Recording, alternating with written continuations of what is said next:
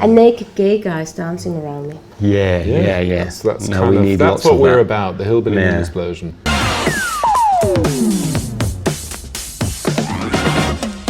We stood on the cliffs on a starless night. I held your hand in mine. The Hillbilly Moon Explosion started in 1999 and was brought together by Oliver Baroni and Emanuela Hutter. Often mistakenly classified as rockabilly, the band is an explosion of genres ranging from rock and roll, jump blues, swing, 60s beat, and many more. This diverse band has been rocking the stages for 17 years, and they are currently touring Europe with their 6th album, With Monsters and Gods. From the first second we started doing it, we knew it was just going to be enormous. No, that's total rubbish. No, we just did it as a bit of a laugh, because it was with our mate Spark, and we thought, we tried. When you do a song, you just try and do it as good as you can with the concept that you've got. You never know what's going to happen. You never know. I did know that it would work though. Oh yeah, And sure. the concept was to make the most unlikely rock and roll ballad between Emanuela and Spark, who, I don't know if you know his other band, but his main band, Demented Are Go, is kind of pretty wild and rocking thing he's got there, and I think a lot of people didn't expect it to work, and all the more pleasantly surprised when it did. So in the studio, when he started singing it, it did sound like a very special thing, straight off. Yeah. So, yeah. it still Bit does, of both. actually. Bit of, oh yeah, sure. Bit of both. Your chick habit hanging up, daddy, or you'll never get another fix. Una que quieres es gozar, ten cuidado al cobrar, no lo sabes manejar. Tú no lo puedes evitar, la paliza a probar. I think these days most people are afraid of demons and just try to, I don't know, to chat, to be on social media, to live a lollipop, esoteric bullshit, and not want to get too close to the demons, which is, of course, very important, isn't it? Absolutely. I like No, the you have to- what was it? The lollipop esoteric Bullshit. bullshit. Yeah. Lollipop esoteric bullshit. That's Look which at is social media. which is incidentally the title of our next album. Grown-up boy that I was for mine. We all listen to different music, and the idea is that every song sounds a bit different. We don't like it when we go and see a band and you hear the first three songs and the rest of the set is exactly the same. There's a lot of bands around here doing stuff like that, and it's not for us. So we keep it eclectic, really. Says the man with the hat. Says the man with the hat. Keep it eclectic, dude.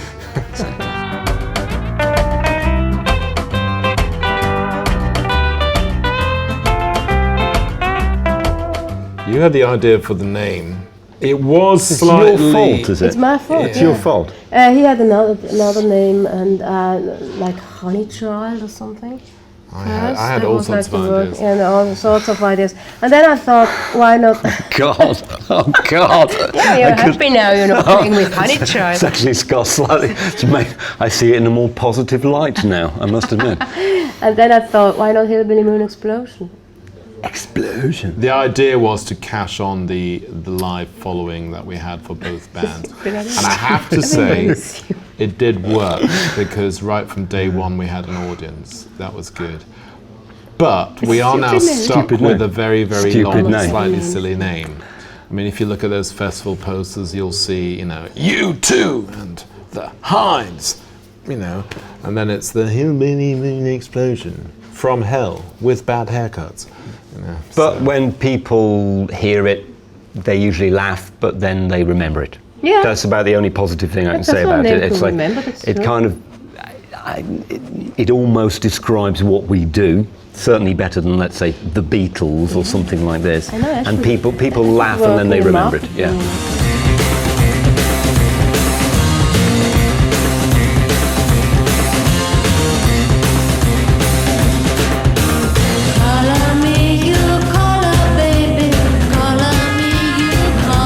You know what rock and roll is. Rock and roll isn't really throwing TVs into swimming pools and stuff like that. Rock and roll is just being a really, really good rocking band on stage, if you ask me.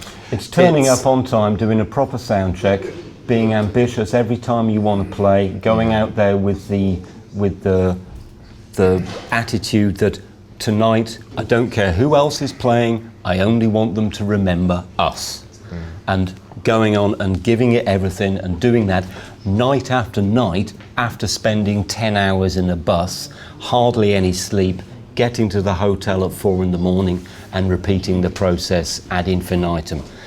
And if you can do that and take lots and lots of drugs and get drunk, go for it. I don't think we can. So we tend to anyone can. We take the job pretty seriously. Yeah. We're pretty ambitious when we hit the stage.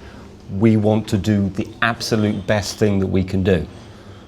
Take no prisoners, and staying up all night drinking tequila, once every 6 months, it does tend to happen. Having said that, it happened in Valencia a little while ago. It's happened didn't a bunch of times. So we got to bed, and then the taxi for the airport arrives 1 hour later. Sure.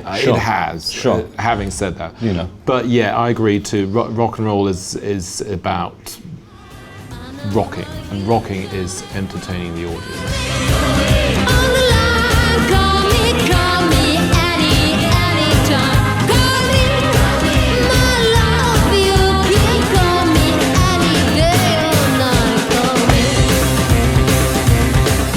I hear millions of rockabilly bands. I don't hear anybody that's as good as us.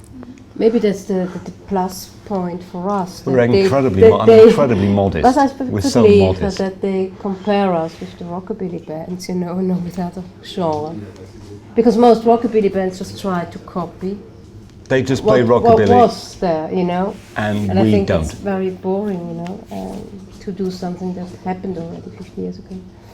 So I think it's easy to be an unusual rockabilly band because it's not a very artistic, Well, if it was that easy, there'd be more people doing it. But I don't hear people doing it. Yeah, but it's not so. It's with a very tiny bit of creativity, you can be a very great rockabilly band. I mean, most rockabilly bands are not very creative. They were all the same stuff. They tried to sound like it sounded 50 years ago. The girls tried to sound like Wanda Jackson. They wear petticoats and have all the same tattoos. We don't really do that. And all these stupid lyrics, about how women should be. And I can understand why we get that label. Yes, of we do course. have the slap bass. We do have a certain approach to playing, which musically is rockabilly influenced, and some of it is actually very rockabilly in the way that we build songs around the vocals. That's a very 1950s approach.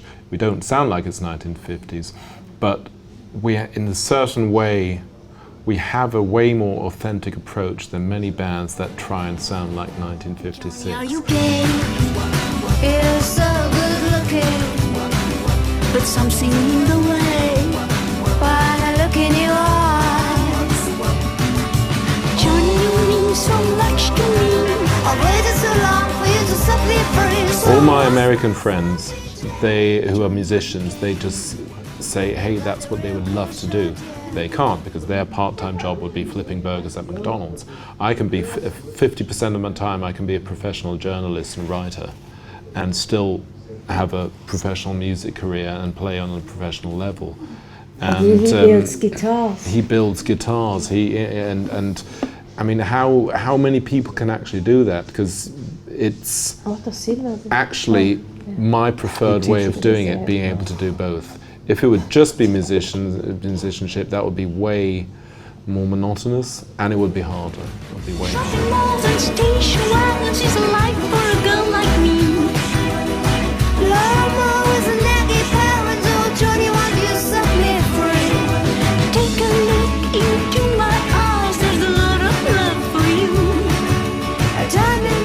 No, because I don't know what my favourite moment is. There have been so many.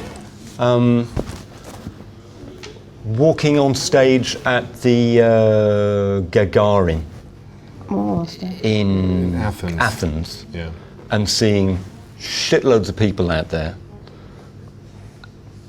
And just, I don't know, that was just like one of those kind of like, here we are, thousands of miles away from home, and there's a whole shed load of people here that just love us to death. Yeah, that's nice. Or maybe you go to something like Moscow and you start singing My Love For Evermore and everybody's singing with you. Something like this. That's nice. There's so many. That little time we played in that theatre in, is it Solarturn or something? And we were doing My Heart Belongs to Daddy as something in the middle of, threw it in, and we just brought it down until it just got so ridiculously quiet. The whole room stopped breathing, and it kind of just like sucked everybody right into what we were doing so intimately. It was just like one of those, a little magic 10-second island of calm in the middle of the gig. And that was just something that's very special. That's also my moments. That's when it's special. When you can break the expectations. Or when Oliver split his trousers on stage the other day before we went on. I mean, that was pretty good too, you know. I mean,